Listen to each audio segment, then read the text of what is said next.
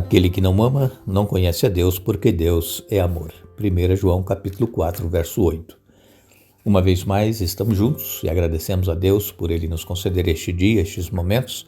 Agradecemos a todos vocês que estudam a Bíblia conosco cada dia, que compartilham esses estudos com outras pessoas, a todos que são inscritos no canal Hora Tranquila no YouTube, que clicam no dedinho de joinha. E também nós agradecemos a todos vocês que nos escrevem dizendo de onde estão acompanhando. Queremos aqui mandar um alô especial para a Alda Mota de Itapetinga, na Bahia. A Abádia Ferraz, de Governador Valadares, em Minas Gerais, está hoje aniversariando. Parabéns, Abádia. Manuel Fernandes é de Brockton, em Massachusetts. Dilza Flora é de São Gonçalo, no Rio de Janeiro. Tânia Zuba é de Montes Claros, em Minas Gerais. Também mandamos aqui um alô especial para Hilda Pereira, que é de Mauá, em São Paulo. Também Sinália Nascimento é de Salvador, na Bahia. E todos os demais que nos escrevem, nós agradecemos e mandaremos sempre alô para vocês. Iremos orar. Santo Deus e Pai que estás nos céus, a Ti nossa gratidão por mais este dia de vida, por mais estes momentos que temos para juntos estudarmos a Bíblia. Que Teu Espírito Santo abra nossa mente, nos dê entendimento e nos ajude, Pai, a colocarmos em prática o que aprendemos em Tua Palavra. Abençoa todos os que estudam conosco, cada um tem a sua necessidade, o seu problema, necessita das Tuas bênçãos. Nós também pedimos que abençoes todos aqueles que nos escrevem, pedindo que oremos em seu favor, e nós temos orado em nossas orações particulares. Em especial, nós pedimos hoje pela Abádia Ferraz, que está aniversariando, que conceda a ela muitos anos de vida, que ela continue na Tua presença.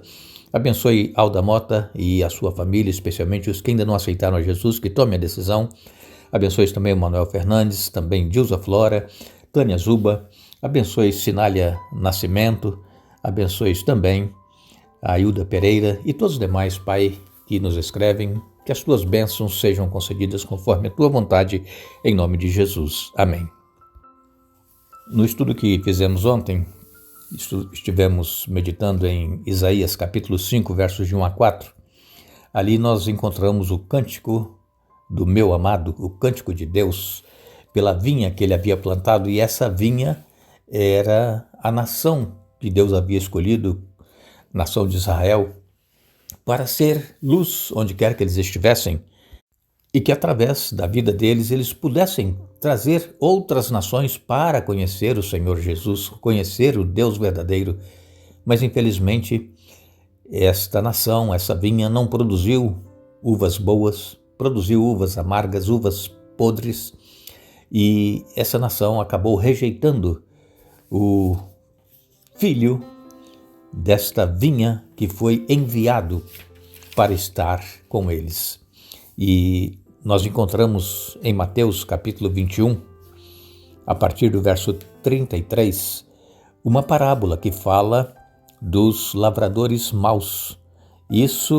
Essa parábola, ela desenvolve o que nós estudamos ontem em Isaías capítulo 5.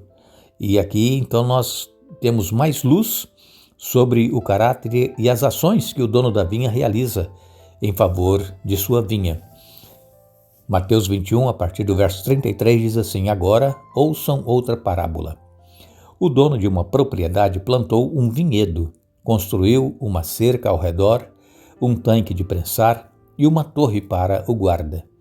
Depois arrendou o vinhedo a alguns lavradores e partiu para um lugar distante. No tempo da colheita da uva, enviou seus servos a fim de receber sua parte da colheita. Os lavradores agarraram os servos, espancaram um deles, mataram outro e apedrejaram o terceiro. Então, o dono da propriedade enviou um grupo maior de servos para receber a parte dele, mas o resultado foi o mesmo. Por fim, o dono enviou seu filho, pois pensou: certamente respeitarão o meu filho. No entanto, quando os lavradores viram o filho, disseram uns aos outros: aí vem o herdeiro da propriedade, vamos matá-lo e tomar posse desta terra. Então o agarraram, o arrastaram para fora do vinhedo e o mataram. Aqui esta parábola deixa muito claro o que nós estudamos ontem a respeito do cântico do meu amado. O dono da propriedade preparou tudo, fez tudo o que precisava, deu as melhores mudas de uva para serem plantadas, ele construiu ali uma torre de vigia para que cuidasse de toda a plantação, fez ali um tanque de prensar, mas o que acontece? As uvas que foram produzidas não eram a que o dono do vinhedo esperava. E aqui em Mateus 21, a partir do verso 33, fala exatamente esta parábola, Jesus contando essa parábola. E essa parábola simboliza exatamente aqueles servos que eram enviados para, na época da colheita das uvas, receber a parte que o dono da vinha tinha direito. O que eles faziam?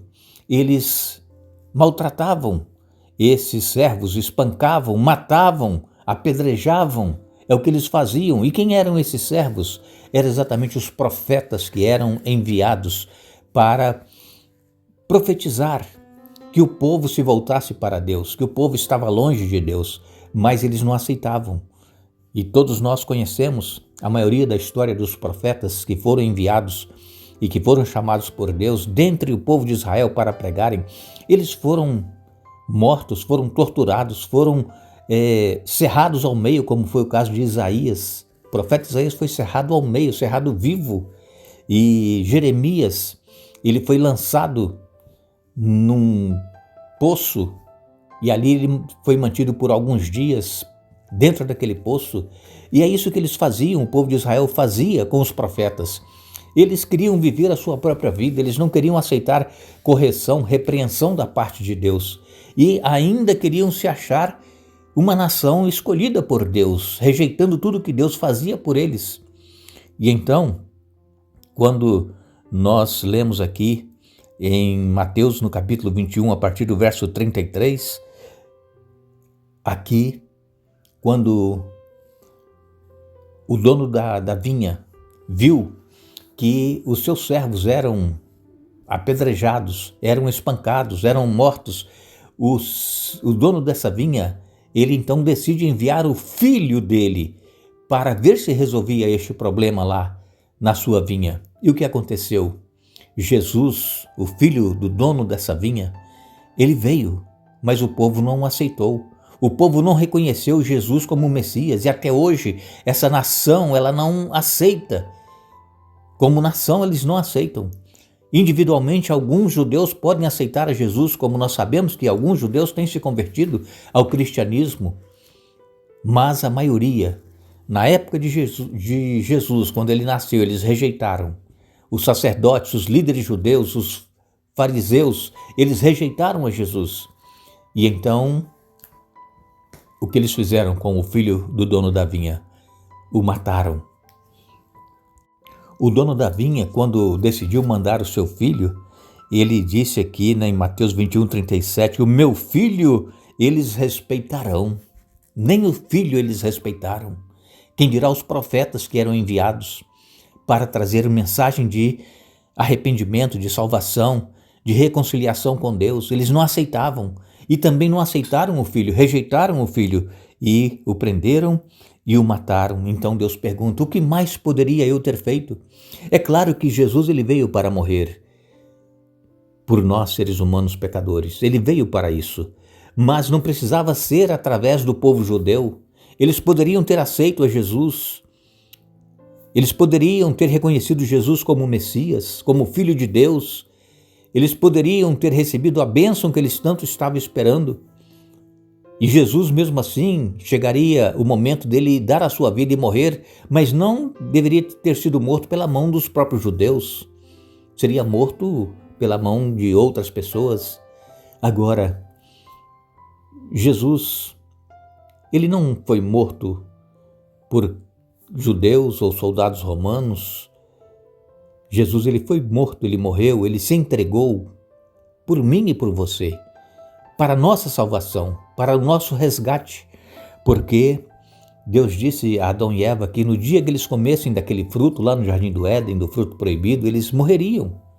E eles comeram, eles desobedeceram a Deus, eles creram em Satanás, colocaram em dúvida a palavra de Deus e eles então foram expulsos do paraíso e a partir de então entrou o pecado no mundo e todos nós nascemos em pecado. Como nós já lemos aqui essa semana, todos pecaram e destituídos estão da glória de Deus.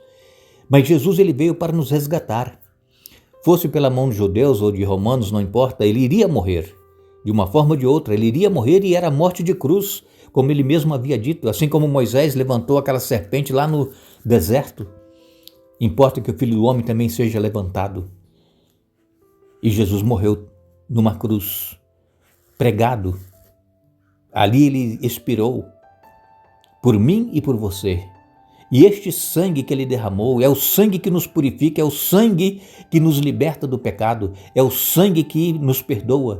E nós precisamos crer neste sacrifício de Jesus e aceitar para que nós possamos também ter direito à vida eterna.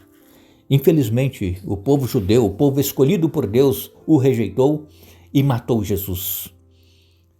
E por eles terem rejeitado Jesus, no ano 34 da nossa era, depois que Jesus já havia voltado para os céus, quando já a igreja cristã estava estabelecida, tinham os diáconos, Estevão foi morto, apedrejado, primeiro mártir cristão, no ano 34 da nossa era, ali o povo judeu selou o seu destino de rejeição do Filho de Deus, porque aquela profecia das 70 semanas, que começou em 457 a.C., terminou exatamente no ano 34 da nossa era, foi quando eles rejeitaram, apedrejando Estevão. E aí o evangelho ele passou a ser pregado aos gentios e todo aquele que aceita Jesus, que se converte, que tem uma vida com Cristo, passam a ser então parte do Israel espiritual. Hoje a nação de Israel ainda existe, mas não como nação escolhida por Deus, separada por Ele, como um povo peculiar, não. Hoje é o Israel espiritual, todos aqueles que aceitam a Jesus passam a fazer parte do Israel espiritual. E que o Espírito Santo continue trabalhando conosco, nos dando entendimento cada vez mais da necessidade que nós temos de nos entregar a Jesus, nos render a Ele e deixar que o Espírito Santo fale conosco e nos transforme.